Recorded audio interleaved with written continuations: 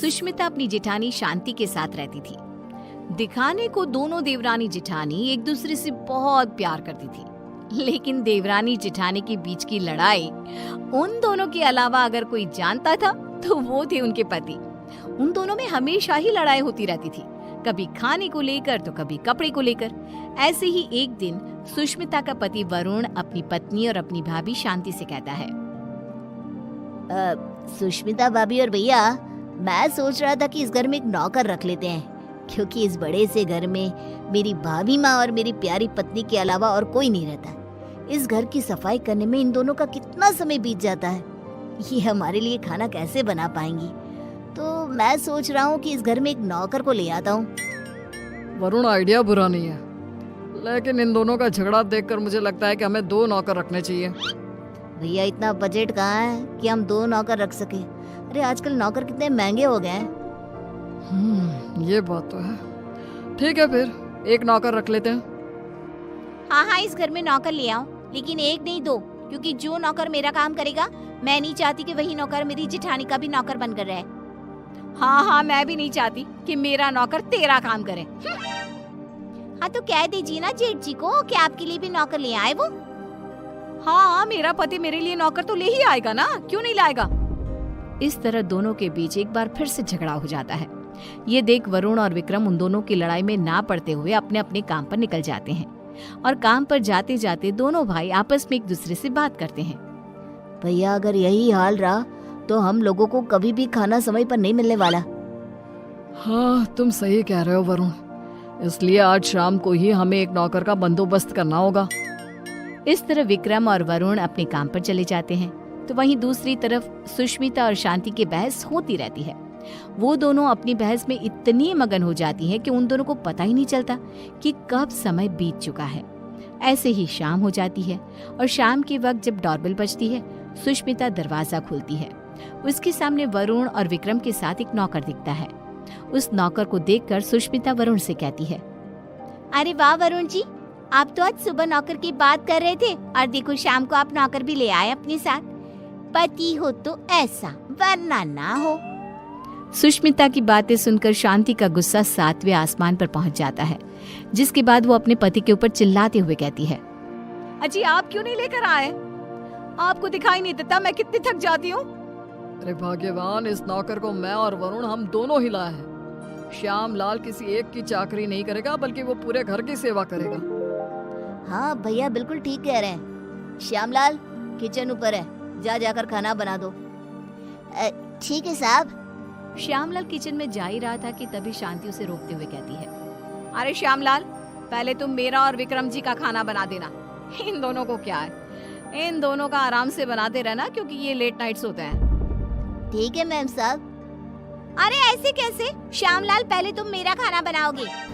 बेचारा श्यामलाल उन दोनों की बात में फंस जाता है।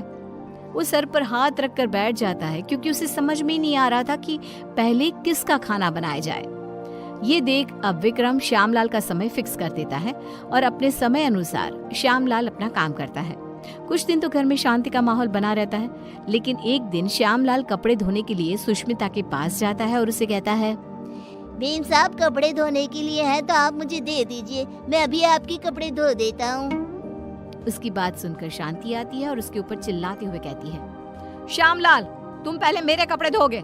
अगर तुमने मेरे कपड़े नहीं धोए तो मैं तुम्हें नौकरी से निकाल दूंगी। जी, नाम तो आपका शांति है, लेकिन आपके अंदर ना शांति नहीं है बिल्कुल भी। अरे इस समय वो मेरे कपड़े धोएगा। हाँ, श्यामलाल उन दोनों की बातें सुनकर फिर से एक बार फंस जाता है। दुखी होते हुए कहता है, मैम साहब, आप दोनों ही मुझे अपने कपड़े दे दीजिए, मैं एक साथ कपड़े धो दूंगा। नहीं, हमारे कपड़े एक साथ नहीं धुलेंगे। नहीं, हमारे कपड़े एक साथ नहीं धुलेंगे। उनकी बात सुनकर श्यामलाल बेचारा एक बार फिर कंफ्यूज हो जाता है, और वहाँ से मुंह लटकाए नीचे किचन में जाकर काम करने लगता है।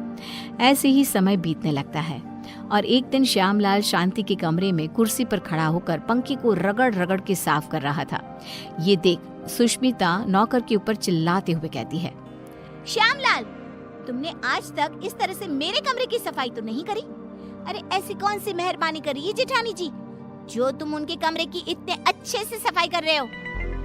श्यामलाल कुछ बोलता तभी शांति आ जाती है और सुष्मिता को जवाब देते हुए कहती है, देवरानी जी, आप कुछ नहीं बोल सकती क्योंकि अभी आपके कमरे की सफाई का समय नहीं आया है, तो आप मेरे कमरे में आकर अपना लेक्चर मत दो श्यामलाल को। सुष्मिता मुंह बनाते हुए वहां से अपने कमरे में चली जाती है। कुछ समय बाद श्यामलाल सुष्मिता के कमरे की सफाई करने आता है। सुष्मिता श्यामलाल से अपने दरवाजे को भी घिसवाती है और अपने शीशे को भी चमकवाती है। कभी अपने कमरे के फर्श को अच्छे से रगड़वाती है और इस तरह श्यामलाल पूरी तरह से फंस जाता है। उसे समझ में ही नहीं आ रहा था कि इन दोनों को कैसे संभाला जाए, लेकिन वो बेचारा करता भी क्या, मजबूर था। ऐसे ही एक दिन श्यामलाल बाजार से सब्जियां लेने जा रहा था, तभी वो खुद से कहता है, क्यों ना मैं एक ही समय पर दोनों मेम साहब की सब्जियां ले आऊं और दोनों को अलग अलग समय पर दिखा दूंगा कि मैं अलग समय पर यही सब्जियां लेकर आया हूँ। यही ठीक रहेगा। इस तरह श्यामलाल सब्जियों को लेकर आ जाता है, लेकिन जैसे ही वो घर में घुसता है वैसे ही उसके सामने सुष्मिता और शांति खड़ी होती है। ये देख श्यामलाल के पसीने छूट जाते हैं। ये देखकर सुष्मिता कहती है, क्यों श्यामलाल, तुम्हारे पसीने क्यों छूट रहे हैं? तुमने कोई गलत काम किया है क्या? श्यामलाल, मैंने कितनी बार मना किया था कि इसके काम के साथ मेरा काम नहीं करना, लेकिन तुमने फिर से वही किया ना जो तुम्हें नहीं करना था। इस तरह दोनों अब श्यामलाल को खरी खोटी सुनाने लगती है और इतना सुनने के बाद कोई नौकर उनके घर में काम कर ले, ऐसा तो हो ही नहीं सकता। इसलिए श्यामलाल ने जवाब देते हुए उन दोनों से कहा, मेम साहब माफ करना, लेकिन मैं आपके घर में और काम नहीं कर सकता क्योंकि एक ही काम दो बार करना बड़ा ही मुश्किल हो जाता है। अरे तो क्या तुम उसके पैसे नहीं ले रहे हो? उसकी ये बात सुनकर बेचारा श्यामलाल चुप हो जाता है और ना चाहते हुए भी उन दोनों का काम करना पड़ता है। अलग अलग समय पर एक ही काम 2 बार करता हुआ खुद को देख वो बहुत परेशान होता रहता है। परेशान होकर विक्रम और वरुण के पास जाता है और कहता है, साहब मैं और काम नहीं कर सकता, यहाँ एक ही काम 2 बार करना पड़ता है। अरे एक काम अगर कोई 2 बार करेगा तो परेशानी हो जाएगा ना, इसलिए मैंने अब ठान लिया है कि इतने कम पैसों में मैं नहीं काम करने वाला। अगर आपको काम करवाना है तो आप किसी दूसरे नौकर को ढूंढ लो। मैं तो यही सलाह देना चाहूंगा कि आप दोनों अपनी अपनी पत्नियों के लिए अलग अलग नौकर रखना, वरना उस बेचारे का भी मेरे जैसा ही हाल हो जाएगा। इतना कहकर श्यामलाल उनकी नौकरी उनको ही सौंप कर चला जाता है। इस तरह बेचारे वरुण और विक्रम परेशान हो जाते हैं।